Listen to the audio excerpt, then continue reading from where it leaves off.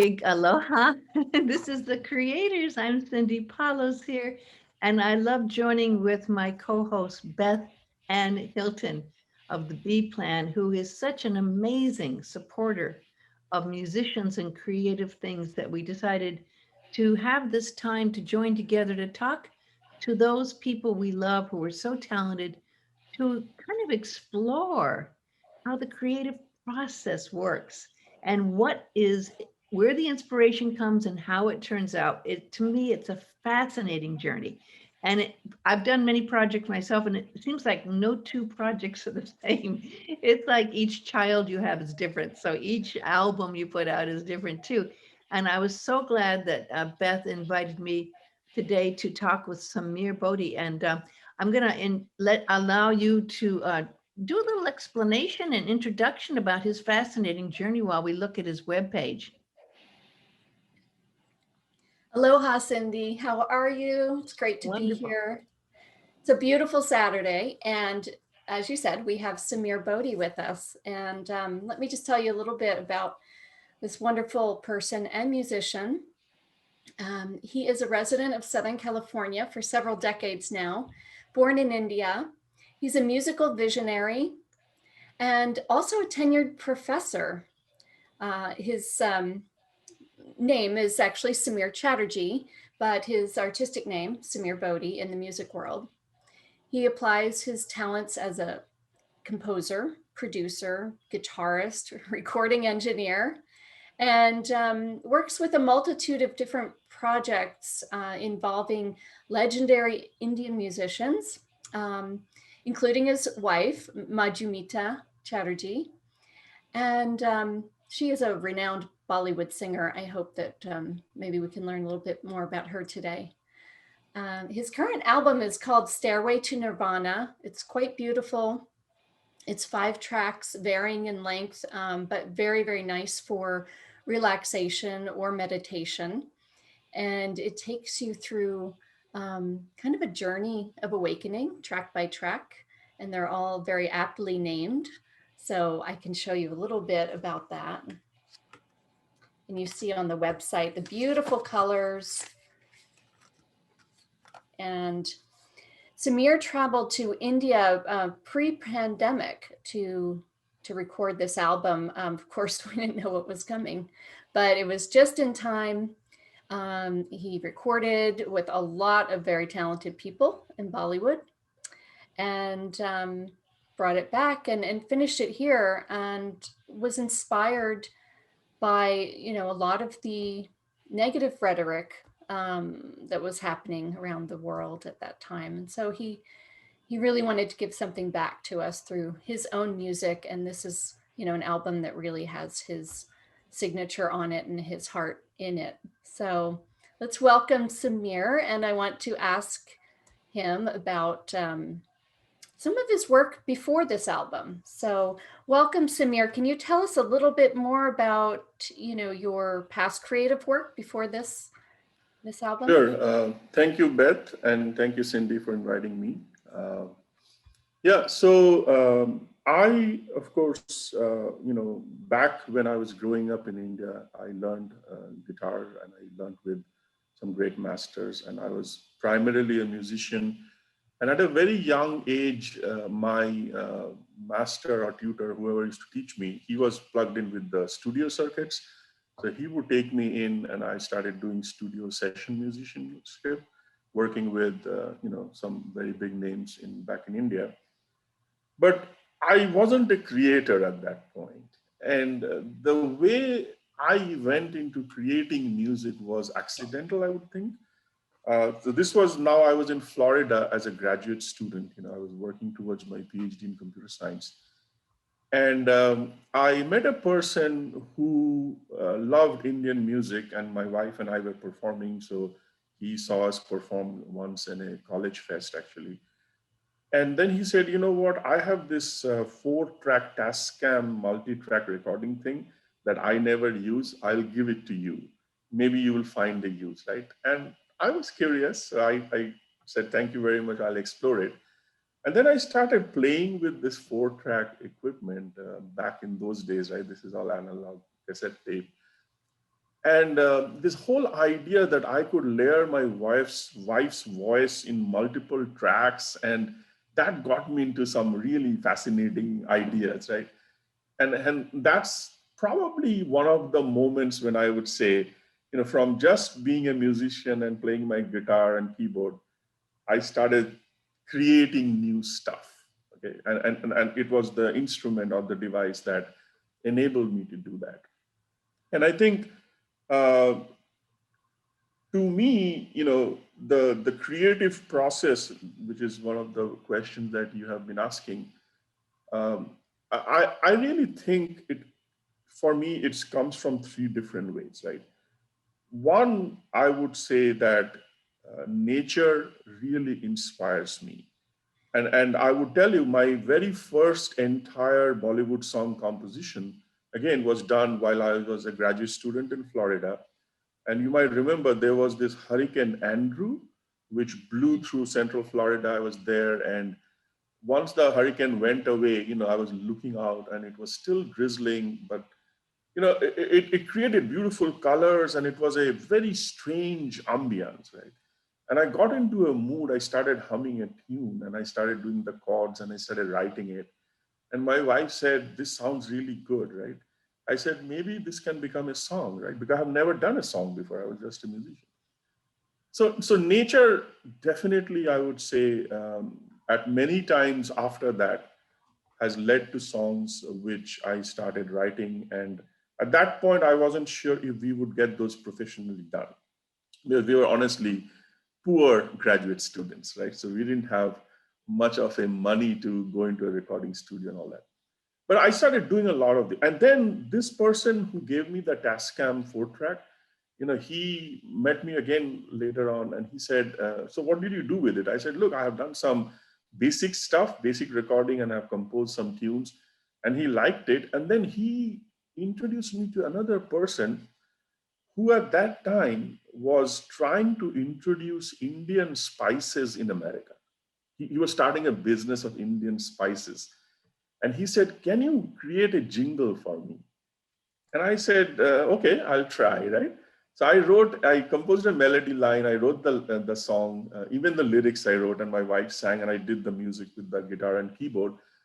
And I played it for them, and he loved it. And he even gave me some dollars because I created a jingle, right? And what was interesting is that at that time, we used to watch Indian Bollywood movies on VHS cassette. And so we would go to a store and rent.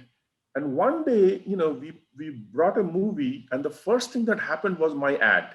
The jingle appeared on that VHS tape. I was like, wow, this is going somewhere, right? I never expected that to happen. So I think so that jingle creation and the appreciation kind of gave me encouragement, and it kind of said, I said, okay, this is something that I can do.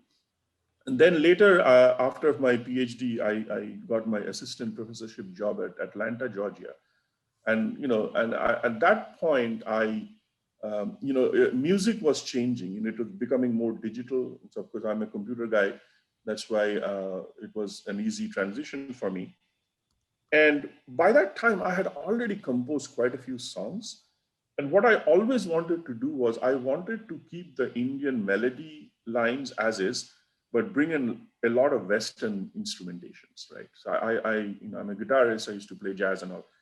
So I went into a music store. I believe, I don't know if they are still around, but it's called the Mars Music Store. Do you remember Mars? Yeah. Before Guitar Center, this was a very big store. And so one of the guys over there, he was the rep, and he started like talking to me. And I said, "Look, I have all these compositions, but it's in a different language. It's an Indian language. It's a melody line. But I'm looking for someone who can put it together into an album." And his name is Joey Somerville. He's an African American person. And Joey is a fantastic producer. He had his own home studio, and he's a trumpet player. Of course, does all the other music. And he used to do some, band musician for Prince. So he said, "Why don't you come over to my home studio? We'll talk," right? So I met with him and I went there. I played some of my compositions, and he said, "I can convert this into some beautiful music." And that was my first collaboration with an American person, bringing my Indian heritage. That album later was published. It was called Emotional Eyes, which had 8 songs. All of those were my compositions. The musical arrangements, I kind of did all the ideas. I shared all the ideas that I wanted. And if you hear that, there's some reggae in there, there's some jazz in there, there's some pop in there. I used to actually play other musicians' songs to Joey so that he could get the idea. I think there was one song which I was so moved by Tony Braxton. It was a hit song back then. I played that. I said, I want this feel, really this kind of a feel for my composition. So that's how it went by. So if I could pause for just a second, Yeah. this is amazing, but I just wanted to recap before I forget all these incredible steps, because now we're talking about creativity, and I've heard from you so far that it's been inspired by technology, and then by nature, also by opportunity, right? Having that jingle opportunity. And then simply by, communicating to another person, at a music store, that led to another first creative collaboration.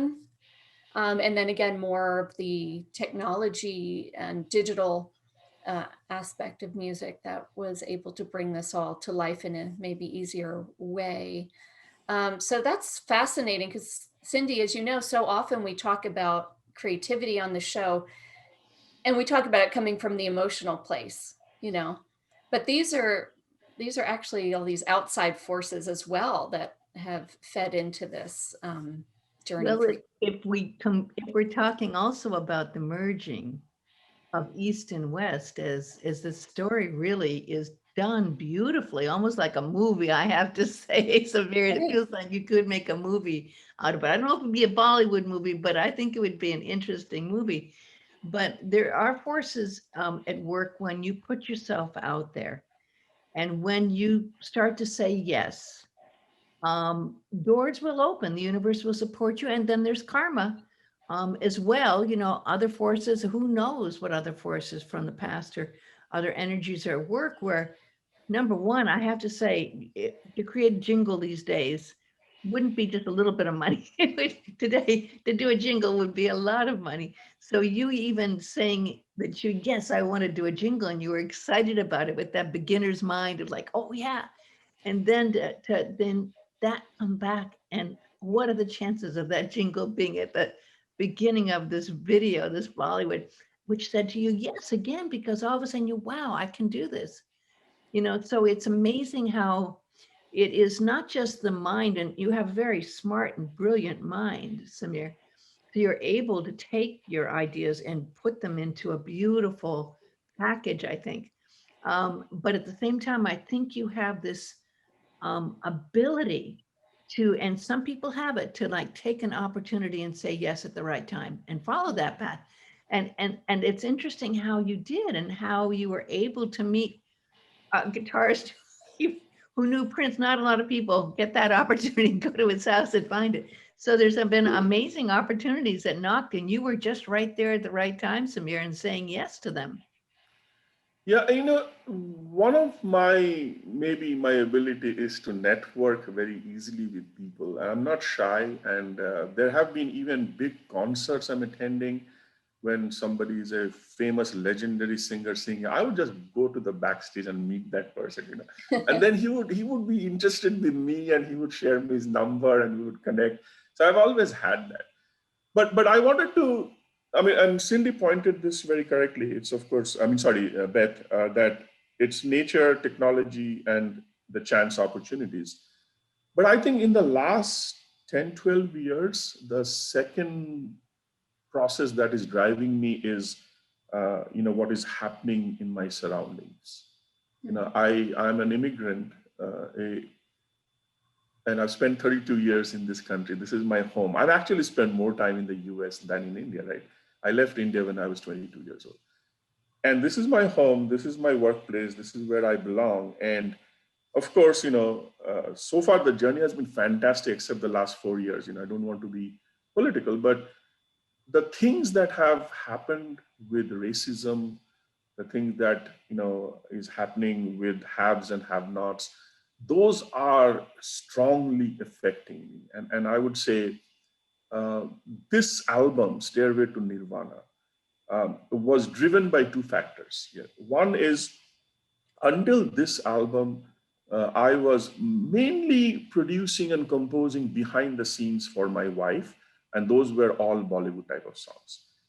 And back in India, even now, I would say there isn't a market for independent albums. It's all film based. If you cannot make it into the films, there is no platform, right? And there are some fabulous, fabulous, talented musicians who are doing independent songs, but it never gets the light of day. It's always the film music. And so we went to Mumbai and we spent some time there, and my wife met producers and directors. And one thing we consistently heard is that, ma'am, you are fabulous, but you are not here.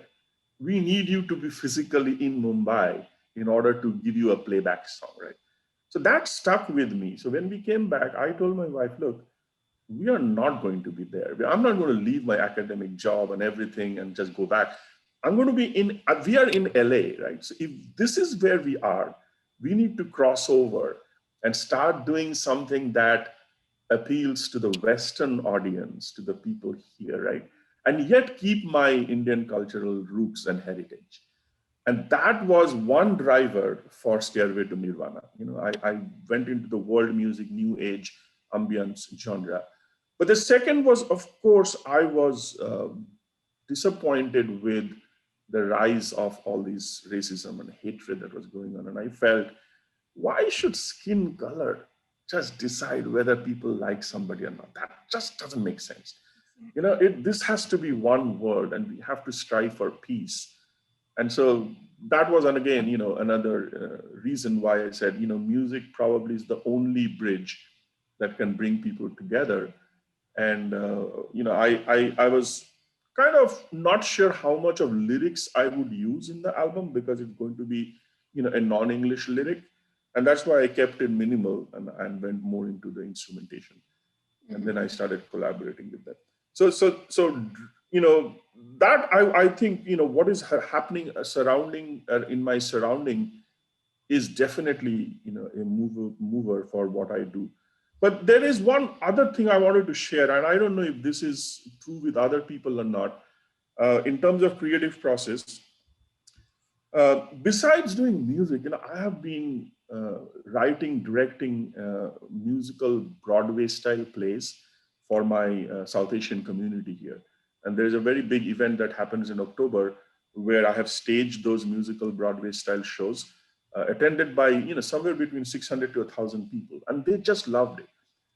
And when I reflect back on that, it's just like, the only thing I pick in the beginning is, what is the story theme? So I have done one on the immigrant experience, and I recently did one on terrorism. But once I have that theme, it is just amazing how I begin to visualize scene by scene what the play would have, and where the music would come in, and what type of, it like when I'm driving from home to work, it's just appearing in my view. And I'm not doing anything. I can just see that, okay, this is the character, this is the kind of discussion that will happen. This is where I'm going to bring in, the terrorism idea, and how would I show that? So it's very visual for me. And then I bring it down to paper and I start to write the script, right? And I put the music together. So I would actually say, to me, that is almost effortless, and one other thing that I have been trying to be conscious about is, after I did the first play and the second play, it was very well received.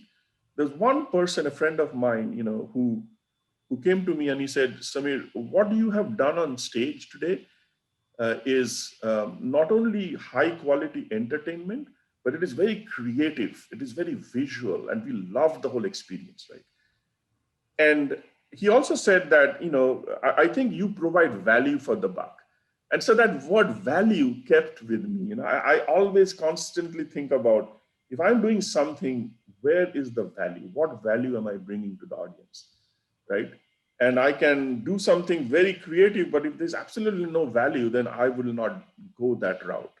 I would rather think about, okay, what value do I bring when I do this and present this to somebody? And I think those are the different ways I have been creating, started accidentally, but now it has become pretty mainstream. Yeah. Well, I have a question for you. Do you take those plays and the soundtracks? Do you record them as soundtrack or release them? No, I haven't. Because what happened is that in those plays, if there are, let's say, about 5 or 6 songs, then 2 of those songs would be original compositions by me, but the 3 would be very well-known, famous songs from Bollywood, because I want people to also relate that, oh, they are familiar with the song. And I place the song in such a way that the lyrics matches exactly what is going on in the context of the scene. Mm-hmm. Yeah, no, but I haven't published any of those outside, other than the fact that these are on YouTube. Yeah. Okay, yet we'll Yes, say. yeah. There are some great songs I have done there, which is like just there, not out there. Well, you're smart to include recognizable music too, because then that gives people a comfort level, and they enjoy that, Yeah, they understand it. because the audience is, it's a very vast range, from teenagers all the way to 80-year-olds, and many people. There are people who love new things, but there are people who would want to hear something familiar. So I kind of keep a mix of that. Yes, exactly. So, do you think that'll happen this October? I would love to see it. I'm not sure about this year yet. Mm. Last year there was nothing. It was just a virtual thing. We didn't do much. My last production was in 2019, yeah. Mm-hmm. And the play was called Boom When Terror Happens. Mm. And what I actually did, it was a 40-minute play, but there were 4 main scenes, and I showed that there is hatred-driven terrorism happening in India, mainly religious divisions. Mm. And in the US also, there is rise of hatred and terrorism from white supremacy, right? And I showed those parallelly, and people just loved it. And I use a lot of multimedia visuals, and I think I have been very inspired by Cirque du Soleil. Every time I Oh. see a Cirque du Soleil show, I just feel like, I don't even have like 1/100th of their budget.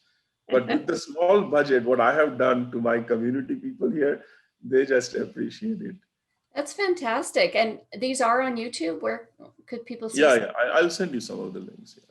All right. Well, we should mention that your website is also Samir Bodhi, SAMIRBODHI.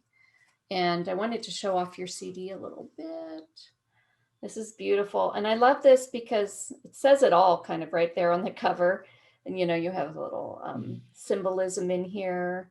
And I also really like that you did it as a digipack. And there's some of your featured artists and contributors. I have to Did you- wonder too, Samir, is that stairway to heaven. Seems like it, maybe the stairways are actually made of some of the challenges we have to overcome in humanity. And I think many musicians we've seen over this last year with COVID, and many also addressing the problems with this prejudice and the breakdown of what we have seen in domestic terrorism and terrorism. These are all stairways I think we need to address as we walk up that stairway to nirvana. And I think that, did you find some of these things that really shocked you that happened with humanity? Were they an inspiration? Were they part of that stairway?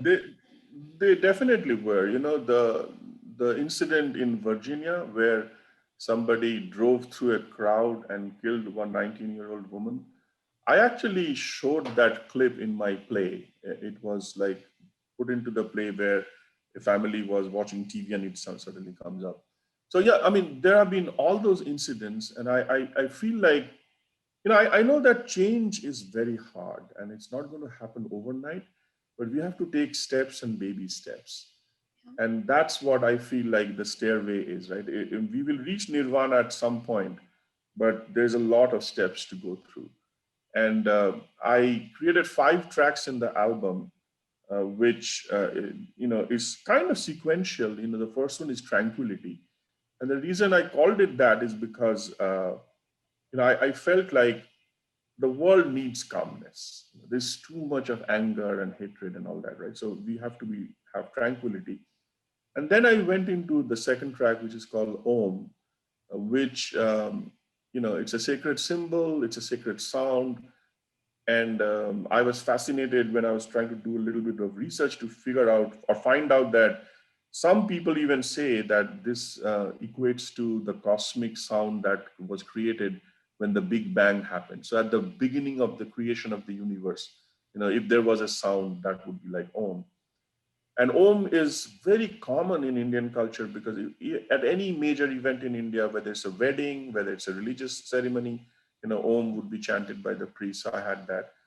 The third one I created was Harmony, which I felt is like, okay, if you're tranquil and calm, and if you're meditating with Om, now we can hope to get harmony, people coming together. The fourth track was Peace, which was beautifully written by a lyricist friend of mine, Rajiv Datta. And the wording basically, when it was written, I did not realize it, but now that I hear the words again, it kind of goes with what John Lennon wrote in Imagine. It's almost like, can we imagine one religion, which is humanity? That's the lyrics of Peace that my wife sang in the song. So, I mean, of course, John Lennon was way ahead. He wrote that, I don't know when, in the early 80s. But I think, and then Nirvana is the final track. If you go through all that, have the peace, then you can achieve. Yeah, so you're right, Cindy. It's stages. The stairs represent steps that we have to take. It might be a difficult process, long way, but I think at some point we have to overcome this. I remember that. Just the incident that happened in Atlanta a few days back, it just like shocking. Wow. No I had reason a chance somebody. to meet Ravi Shankar. I knew George Harrison when I lived back in LA through a friend, and actually the Beatles road manager. We were down at the record plant, and I had another friend recording there while George Harrison was there with Ravi Shankar. And I can't help but remembering how George was producing Ravi Shankar at that time in the record plant. And George, of course, his passion for Indian music through Ravi Shankar, his teacher, really was one of the first influences where the pop culture became aware of Indian music, and it was introduced in such an amazing way, and so that thread could even be one step when people started being more exposed, of course, to meditation. I didn't do that form of meditation. I do my own form of meditation, but indeed that was one of the openings where people became aware of the amazing intricacies of Indian music. And at the same time, that was a bridge. And I think George was amazed at how difficult playing the sitar was and how the scales were different. And we're still seeing through you and other people, my friend Rupam Sarma also bringing in this Indian ancient culture of music to a fairly recent culture of music in America. Yeah, I mean, I love the sitar, but I'm a more bigger fan of the sarod, which Ali Akbar Khan Sahab used to play, and I have a friend who played on my tracks here. But those are not easy instruments, and I think I was talking to Pandit Ajay Chakravarti, who's a very famous classical singer, and he was telling me that there are two things that Indian music is so different from the Western world. One is in the Western world, everything is written. There's a notation. You'll find it. Lot of the ancient compositions in India, there's nothing written. It's passed from guru to shishya, from the teacher to the student. And so if at some point somebody passes away, then that's the end of that whole lineage, the whole music kind of disappears. So Pandit Ajay Chakravarti has been trying a lot to kind of codify and put it down into notations and so on. And the second thing that I feel our music is different is it's Shruti driven. Shruti means the sound you hear. So it is a lot more hearing based. And so in some way, it's like jazz. In jazz music, the musician is just looking at hearing the other musicians in the band, and they're composing on the moment, right? And a lot of that happens in Indian classical music or in Indian music. And I think we try to bring some of that into the album. That Yeah. amazing conversation that happens, right? Yeah, it's a conversation. It's reflecting, what the other person is doing. Yeah, and then there's one other dimension that I think I'll mention, which when you go into a doctoral program, the primary thing we have to do is research, right? And from day one, we are instilled think differently. You have to solve a problem, and you cannot do what others have done.